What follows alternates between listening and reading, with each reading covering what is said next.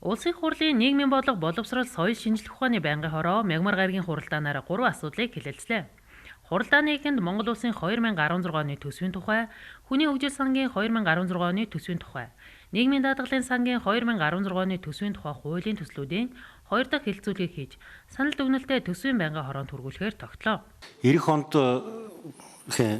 Гандамар сайдаа 8,000 гаруй хүүхэд сургуульд нэмэгдэн 8,000 гаруй хүүхэд цэцэрлэгт нэмэгдэн штэ.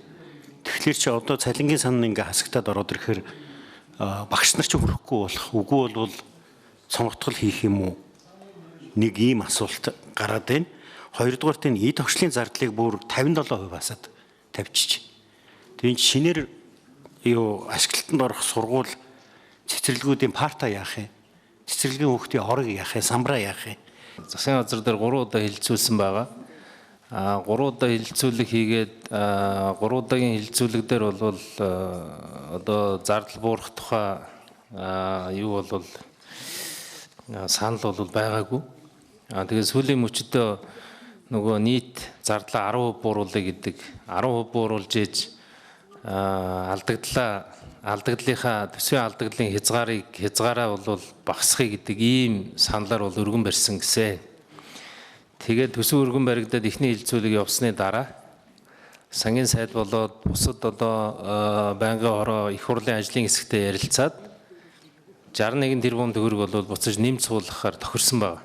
Гишүүдийн тодруулгын дараа зарчмын зөрүүтэй саналын томьёолоор санал хураалт явуулсан юм.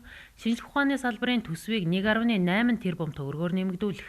Хөгжлийн бэрхшээлтэй хүүхдийн эрүүл мэнд боловсрол нийгмийн хамгааллын салбар комиссийн цалин цагийн хөлс зардлаас хасагдсан 450 сая 600 мянган төгрөгийг хүн амын хөгжил нийгмийн хамгааллын сайдын багцад нэмж тусгах. Боловсрол соёл шинжлэх ухааны сайдын багц дахь ерөнхий боловсролын тусгай зориултын шилжүүлгийн тусгай хэрэгцээт боловсрол хөтөлбөрийн үдийн хоолны зардлыг нэмэгдүүлэх зэрэг саналууд гишүүдийн дэмжлэг авсан юм. Мөн хуралдаанаар дээд боловсролын санхүүжилт, суралцагчдын нийгмийн баталгааны тухай хуулийн зарим хэсгийг хүчингүй болсон тооцох тухай, хөдөлмөр эрхлэлтийг дэмжих тухай хуульд нэмэлт өөрчлөлт оруулах тухай, эрүүл мэндийн даатгалын тухай хуульд өөрчлөлт оруулах тухай, эрүүл мэндийн даатгалын тухай хуулийг дагаж мөрдөх журмын тухай хуульд өөрчлөлт оруулах тухай хуулийн төслүүдийн анхны хэлэлцүүлгийг хийсэн юм.